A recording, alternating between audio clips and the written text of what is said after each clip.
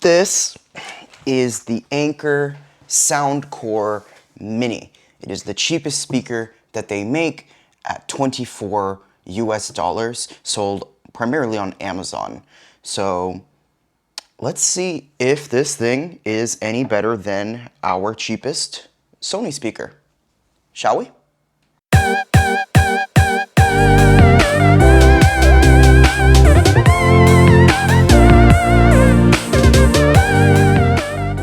Alright, welcome back to Gadget Conquest, everybody.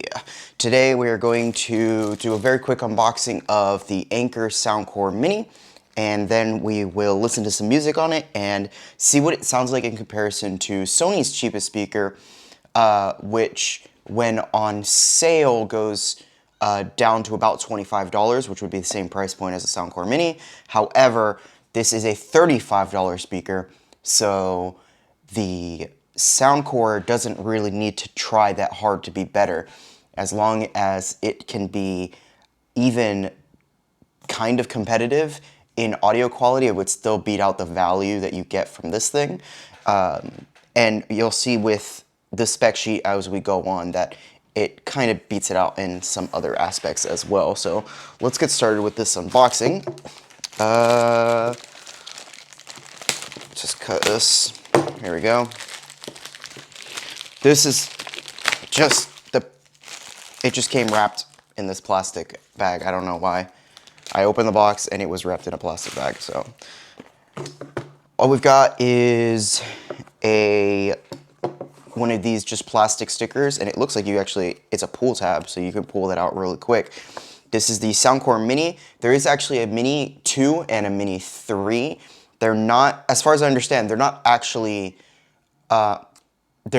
successors to each other, I think.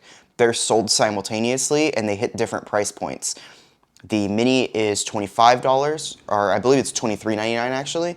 The Mini 2 is, I think, $30, and the Mini 3 is $40, somewhere around there. I'll have all of the product links in the description. Let's see, so we've got a model number, A3101. We've got a customer service line, we've got the Anker logo, and just more information from Anker, and it looks like this has an 18-month warranty on it as well. I mean, it's a pull tab. Let's see how easily we can pull it out. Okay, not that bad. And it didn't leave any residue, but it did kind of mess the box up a little bit. However, what are the odds you'd actually be keeping this box anyway, right? I mean, I'm gonna keep it, but what are the odds you would keep it? All right, we've got a little box here. It says, "Thank you for choosing Anker" on it. And it looks like it has our cable. So here is our USB-A to micro USB-B charging cable. And we have what is this? Looks like just some product information. Oh, it's the owner's manual. Here we go. All right, so we've got an owner's manual. It's quite a big one. And we've got a customer service line? Yeah, so it's a little card with phone numbers for customer service, their customer support email, and also a website link to go to for customer service. So that's actually pretty cool. I like to see Anker's dedication to customer service. All right, let's move on to the main event, shall we? There's nothing else in the box, just this plastic at the bottom to keep the speaker in its shape. And let's open this up, shall we? All right, we've got a weird piece of paper there, more plastic, and here it is. So size-wise, it's taller than the Sony speaker, but it's not as wide as the Sony speaker. I would say overall, if I just put them like this, they have pretty similar footprints, honestly. They're pretty similar just overall as far as volume goes. However, build quality-wise, this is metal. Yeah, this thing has a metal housing. It feels really, really good in my hand. It's got a bit of weight to it. The buttons feel very good. We've got looks like a play pause button in the front, along with a volume up and a volume down. The speaker is on the top. We'll see how that sounds in a minute. And what else do we have here? There's a bottom ring, which feels plasticky. It might be a plastic ring. And on this ring at the bottom, we have what looks like a microphone, some sort of mode button. We have a power switch. We have a status LED. We have a 3.5mm jack for aux input. We have a micro USB-B for charging. And we actually have, oh, this is interesting. This looks like a micro SD card slot, which there's no way you can see that. There's a micro SD card slot on here as well, which is actually pretty interesting. So I'm assuming you can put some musics, yeah, the plural of music is musics. You can put some music on an SD card and just have the SD card on here and not worry about wasting battery life on your phone, for example, which is pretty cool. Now, they do advertise, I believe, a 14-hour battery life on this little guy, where Sony only advertises a 6-hour battery life on this guy. So that's already kind of a step up. Honestly, if they even come close to the advertised battery life, they don't even have to hit the 14. If they only hit 10, that's still much higher than the advertised battery life on the Sony speaker. So that is something to take into consideration if this was something that you would want to take like on an extended trip where you're not going to be able to charge it. The one with the better battery life is probably a bigger deal to you. The bottom has a grippy foam, or silicone actually, and it's grippy. It feels good. You can really hit it, and it doesn't move at all. It's actually much better than the Sony. The Sony has these two grippy lines, and it's just two lines, so it kind of just rolls, whereas this almost feels like a Mighty Mug. It's actually pretty great how much friction that gives. It's an entire ring too, so that's super cool. Let's see if this thing has any battery life. Okay. Oh.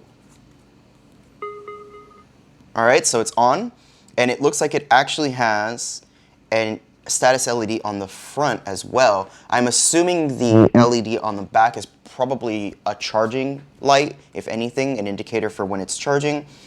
Let's go ahead and pair to it. I'll let it point at you guys so you can see what happens when I pair.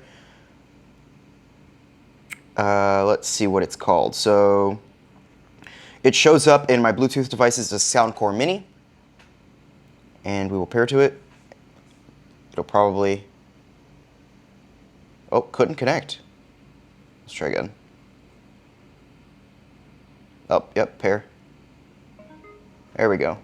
Okay, so it made a little pairing sound, just a little ringtone to let me know that it was pairing, and it looks like it has 80% battery. Wow, 80% battery, that's pretty good to come with 80% battery. That means that this isn't something that was just sitting on a shelf for a few years, you know, like it was probably produced recently. Let's see, so we've got that, and once again, just like with the Sony, none of this documentation, well, let's be fair. There is an owner's manual that I did not read, so let's give it a once-over before I say what I'm about to say. Let's see. Looking over, oh, it has an FM radio. That's cool, FM radio, look at that. Okay, I see no mention of an app at all. Just customer service stuff. Yeah, so no mention of an app. So if there is an app, too bad. They should have put it in their documentation in the owner's manual. If there isn't an app, then, you know, cool.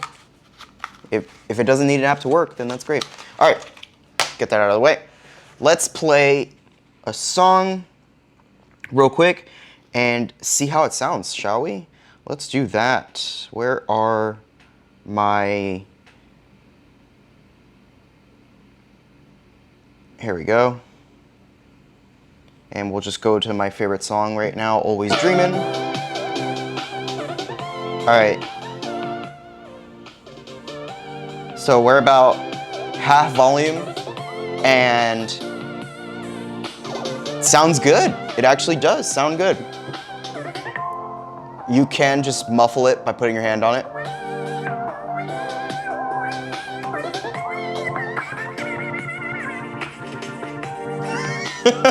Okay, let's stop being weird. All right, let's see how loud it gets, shall we?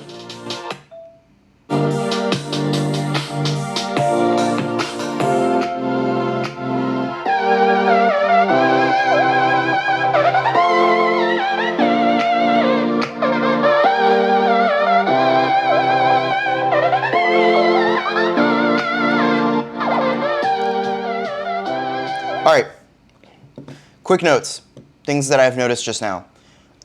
First of all, not a lot of bass out of this thing. It has bass, it definitely has bass, and it's way more bassy than what would come out of my phone.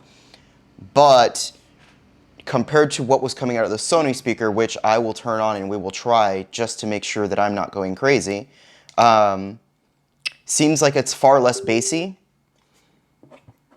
However, the max volume is great, and because the speaker is actually facing up and it's not in a particular direction, it spreads out a little bit more than the Sony speaker does, seeing as how it just is very directional. I guess you could just, I don't know, lay it like this and see what happens, but we'll see how that goes in a sec. Let's see. You can play sound on two Bluetooth devices at the same time. That's cool. I should do that. All right.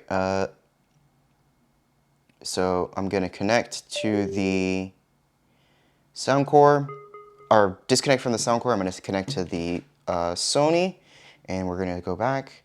All right, and then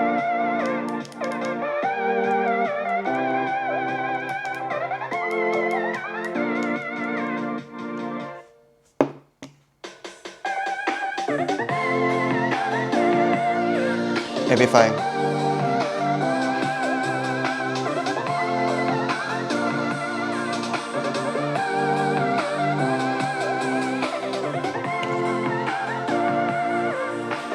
Yeah, it's not even close in terms of volume. The Soundcore Mini just gets so much louder. I think part of it probably has to do with this metal design, so it's able to have a much stronger cabin and provide a lot more pressure, where this thing is all plasticky and it's open in the back because it's supposed to be more bassy. It definitely has much better bass, and at max volume, this one, the Sony, does not distort. I did notice some distortion on the Soundcore Mini when I was playing it. The Sony did not have such distortion. It's possible that what they've done is I feel like it could get louder, it just doesn't. So it's possible that what they've done is they've artificially limited the max volume in order to keep it from getting distorted, which I've seen other companies do in the past. I've even seen Sony do that themselves. So it is possible that that's something that they're doing. However, if what you care about is just the loudest possible experience without a real, without being crappy, then the Soundcore Mini definitely gets my recommendation over the, what was it, the SRS XB01. It's not even a competition. It's not even close, which... yeah, it kind of sucks. It really does, because I do actually really like how small this thing is, how light it is. It is significantly lighter with its plastic body than the Soundcore Mini is, and the quality of the audio that comes out of it is just way, way better than the Soundcore Mini. This would be really great if it was like, maybe you're camping and you just want like a small quiet speaker to keep near your, while you're going to sleep. Maybe you need something to play some ocean sounds or something dumb like that. Then something like this might be cool because it's so much more clear and you won't need it to be super loud anyway. But really, at the end of the day, if it's my dollar that's going into it, I would get the Soundcore Mini every time, and I think that you probably should too.